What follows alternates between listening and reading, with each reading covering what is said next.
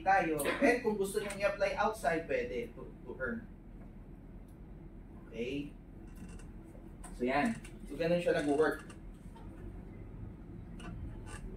So right now, ang question ko sa inyo, are you ready to learn and earn in the next 600 hours? Lahat ba 600 hours ang OJT?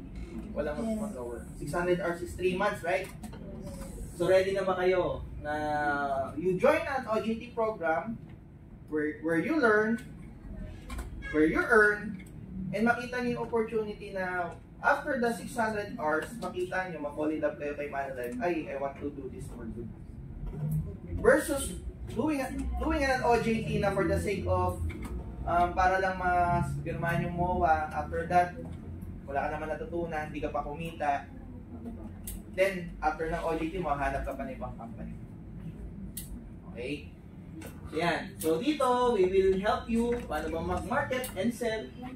Bibigyan namin kayo ng strategies, how to build your own business. And dito, pwede rin kayo maging licensed financial advisor. Okay? Alright. So career path. So ito yung sinasabi ko, di ba dito si Manulife, hindi mo kailangan maghintay ng 10 taon, 5 taon bago ka ma-promote. Depende sa skills, experience, and commitment mo. Ikaw mismo magsasabi, Adrian or manager, gusto kong ma-promote, gusto kong mag-grow here sa industry na to, sa kay Manulife. So ito yung magiging career path natin. So first, of course, mag-i-start kayo as an OJT. Internship, iti-train namin kayo. From internship, pwede na rin natin isabay na kayo ay magiging financial advisors. You will apply whatever yung natutunan nyo sa school, natutunan nyo sa amin. And after that, let's say, Adrian, okay ako dito. After OJT, pwede namin kayong, after OJT, graduation na ba agad?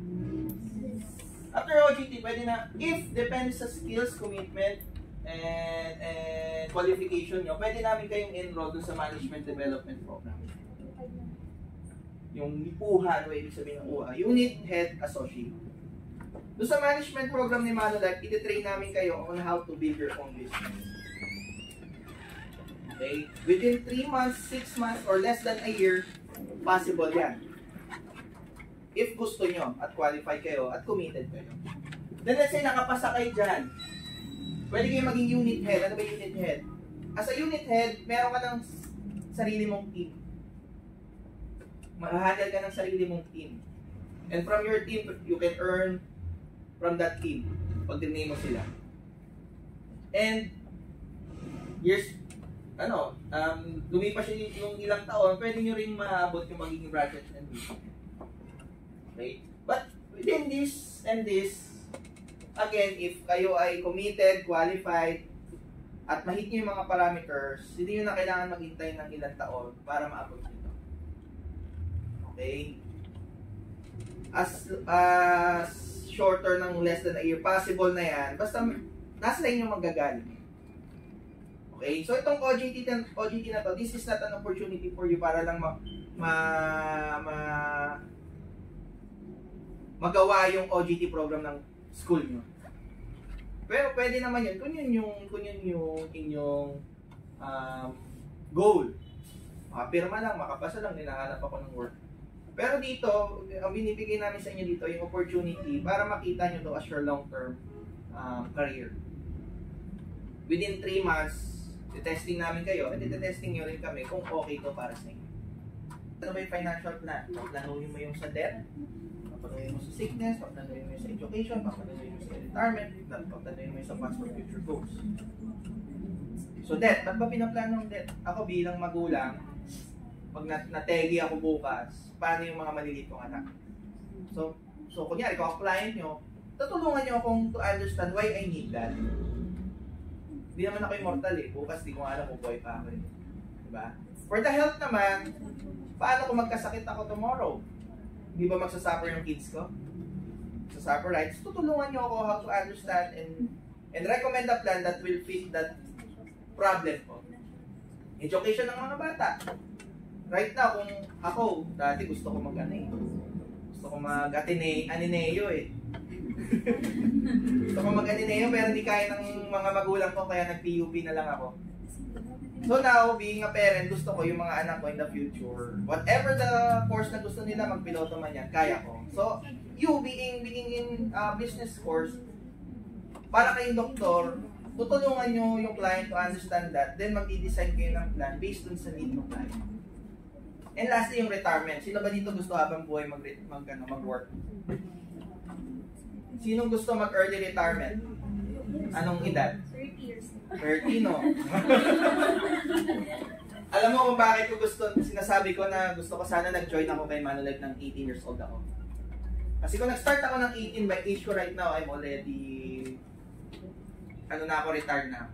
Kung nag-start ako kay Manulife ng maaga, I would be entirely financially free.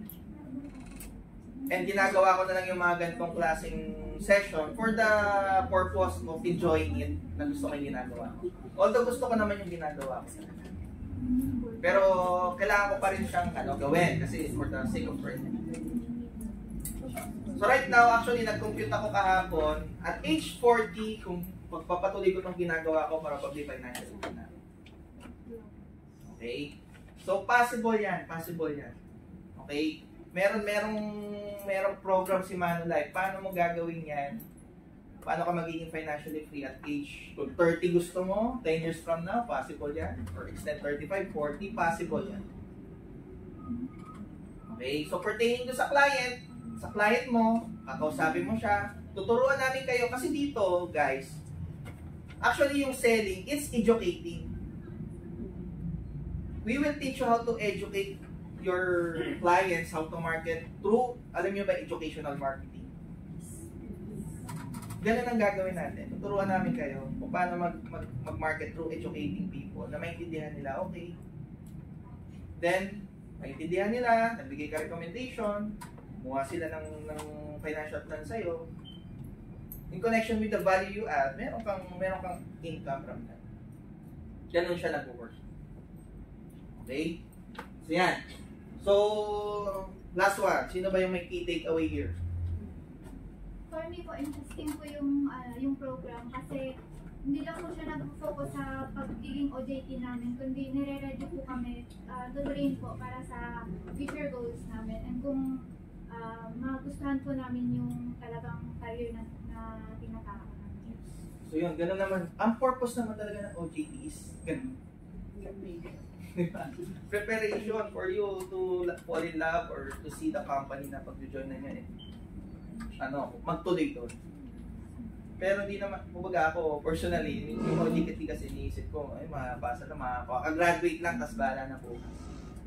So, that's normal. Pero right now, yun nga, minumulat ulit kayo at pinapakita ko sa inyo na itong ginagawa natin is an opportunity for you to see after graduation, ito yung magiging career natin. Okay, nasa sa inyo yun. So, with that said, tama ba lahat naman ay lahat naman ay nakikita nila, okay, parang aligned naman siya. Wala namang hindi aligned. Tama ba? Yes. Yung hindi aligned, lumabas na kayo. Joke lang. So yan, so aligned siya. Aligned siya with your personal goals and aligned siya with your school. Okay. So ngayon, what's next? Ano bang next steps? So itong next steps, of course, we have to submit requirements. Ang requirements naman ay hindi naman yung NBI ganun na ganun. Okay? ID nyo lang din, may mga forms lang kami ipapafill out. Then, meron tayong, parang app siya, na doon kayo, igagawin nyo na yung mga parang may online video kayong gagawin doon, then meron ng DSP program, yung Jumpstart program. Parang trainings na agad yan yung gagawin natin. Then, after that, ito lang yung, one of the important thing yung, yung licensure. Ano ba ibig sabihin ng licensure? Again, balik tayo dun sa doktor. Gusto mo ba lisensyadong, magpapacheck up ka, lisensyadong doktor, hindi lisensyadong doktor? So, same thing with this.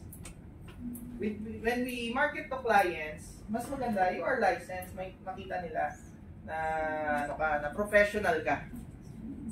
Okay? At the same time, yung license na kukunin nyo, once you pass that at nakuha nyo na yan, habang buhay nyo ng credentials yan, hindi na yan mawawala sa inyo.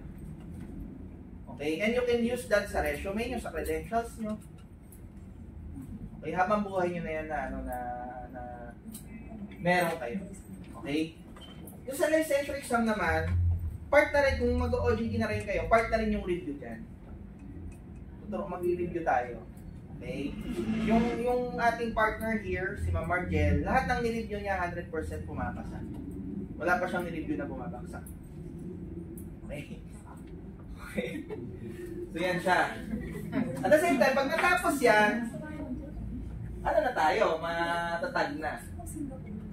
Okay? Then pag natag ka, regardless kung mag-join ka, kay Manulife or not, habang buhay mo na rin ano yan, credentials. Okay? So, ganyan siya. Alright, so question.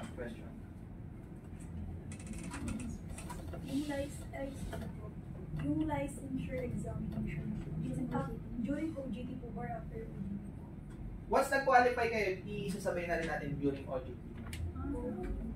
Kayo na po yung mag-assist. Oo. Pero, take note lang, syempre yung license exam, kasi si ano yan eh, si government ang nagpapalaka niyan, hindi si Manulife. Si insurance, ang nag-handle sa atin si Insurance Commission. Sa government agency yun. So now, for the licensure exam, meron lang talagang fee before you take the exam. Okay, so nasaan siya, ano lang naman, 1,010 lang yun. So yun, pag nabayaran nyo na yun, kay ano yun diretso yung Insurance Commission, yung review, kami nang bahala dun mag-undergo. Yung pag-review natin, umaandar na rin yung OJTRs. Ano pong kind of licensure? Actually, dalawa yung license ni Manulife. Pero as an OJT, isa lang ang papatake natin. Ano po?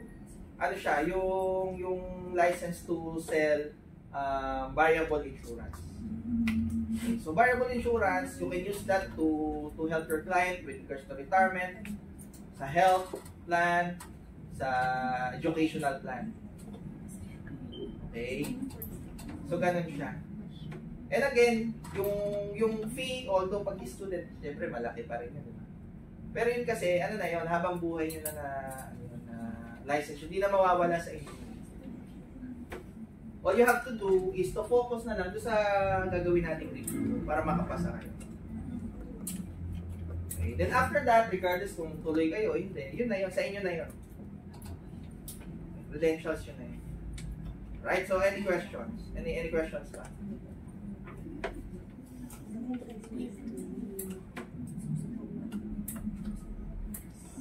Okay. So, yung sa license, kasi dito, di ba, kunyari, natag na kayo, license, OJT na. Ituturo rin namin sa inyo kung paano ba yung educating client. Paano maghanap ng client, educating client, and when the client understand, at nag-ano sila, let's say, I like that, gusto ko yan. Then pwede na kayong, di ba, may mga nag-a-assign nyo kung may allowance pa. Dito, yun yung commission yung inyong year.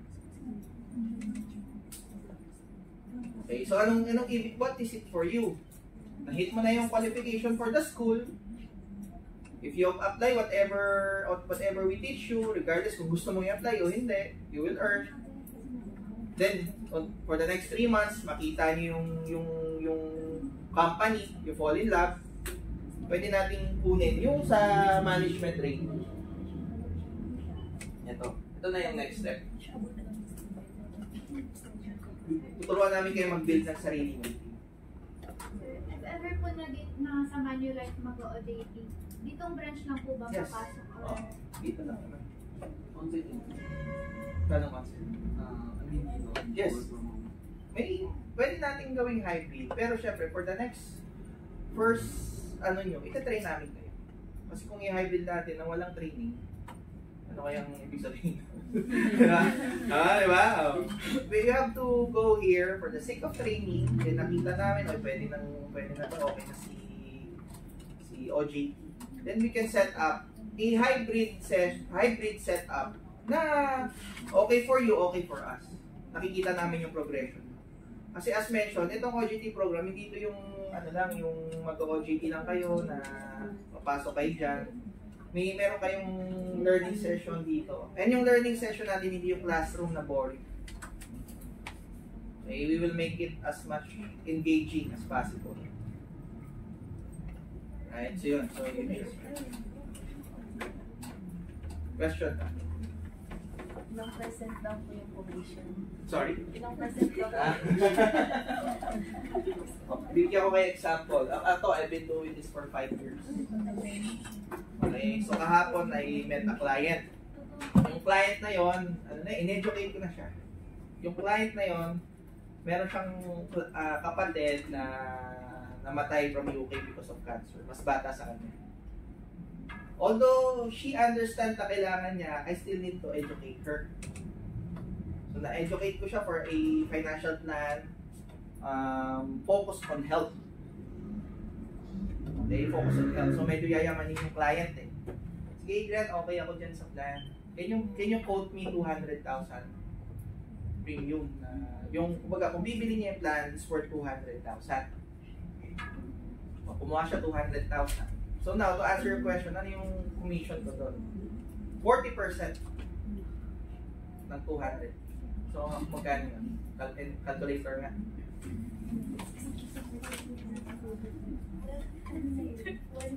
Magkano? Wala? For marketing kasi tayo dito. Magkano yun? 80K with one client. Kaya lang, meron pa akong 50% bonus sa 80K. 80,000 times 50%. 120. Yes. Sa isang client ko na yon na nakausap ko siya, 120. Kaya ako babalikan sana nung 18 years old ako, alam ko na to. Diba? So ngayon, hindi naman tayo aabot agad sa ganong klase. Siyempre, baka mag-expect kayo, kailangan lahat ng kinakausap ko, 120K ang... Diba? Tuturuan ko kayo na kung paano ba gawin yan to network. Yun din ang kagandahan, guys. I will also teach you how to network with business people, yung mga clients na medyo affluent, yung mayaman. How to connect with them. How to build a relationship with them. Kasi yung client ko na yon, 2-3 years kaming nagbi-build ng relationship with her. Hindi naman siya kinausap ko lang kanina, tas okay na. So in this gagawin natin, tuturuan ko kayo how to network, ano ba yung kailangan nyo for you to connect with this type of people. Kasi sabi nila, your network is your network. Okay, so tuturuan ko kayo kung paano gawin. Okay, so yun, ganun ang commission ni Manulife. So kahapon, pwede na ako mag-rest for the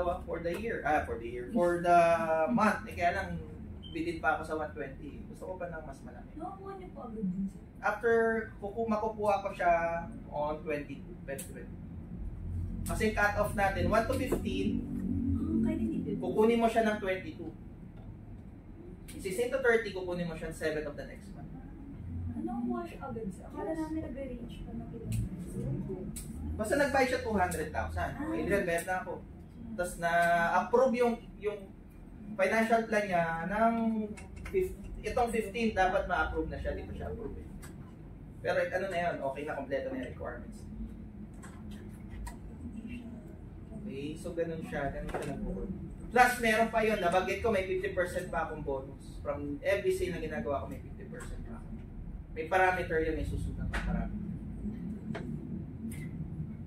So ganun siya. Tuturo ko sa inyo yung kung paano gawin. So like I mentioned, whatever you learn from marketing and business courses, no, i-apply natin sa tunay na buhay para maging profitable. Kasi ano bang sense na nag-school tayo? Anong sense ng mag-work tayo? Yes, it's career growth, pero career growth kasabay dapat may income, na-hit mo rin yung income objectives. Okay, so ganun siya. Sagot ko ba yung question mo? May question ka pa? Paano po pag hindi naka 2% natin? Sorry? Kailangan po ba maka 2% natin? Yun yung kasi pag nag-limit ka 2% a day, ituturo ko rin naman sa inyo kung paano ba yan eh. Paano ko ba ma-make yung 2% a day?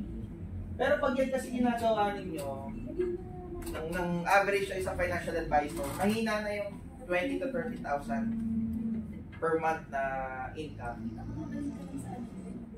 Okay? So now, paano ba ang question ngayon, paano ko ba ma-meet yung 2 person na yan? Yun din ay magiging part ng trainings nyo. How can you schedule people to meet? And when you meet them, anong kailangan, paano nyo siya i-educate? Probably baka may nakikita kasi kayo ibang agent, insurance agent, na benta-benta lang. Hindi ganun ang klase ng ginagawa namin dito sa IMOS office. We educate people. Okay, we educate them. Yun ang ituturo namin sa inyo. Now ito, yung 2 people kasi, if you do that, on average 20 to 30,000 a month yan. Okay, so kukuha, kasi ano yan baka hindi kumuha. So kailangan mahanap ko ulit na iba. Okay, so ganun siya. Okay, nasagot ko ba yung question? Question pa. Sir, pwede mo mag-example ka kung paano ko binibenta yung financial? Yun ang magiging part ng training natin. So, ituturo mo na sa iyo, napakaswerte nyo. Nung nag-i-start ako, umabot ako sa point of time na kinakausap ko yung client. Aircon kami pero sobrang dami ng pawis. So right now, tatanggalin ko na yung trial and error. I will teach you from paano kumuha ng client, paano kausapin, paano yung after sales, paano mo sila i-ask ng referral, uulitin mo ulit, ganun, paulit-ulit na strategy ang i-share ko sa inyo.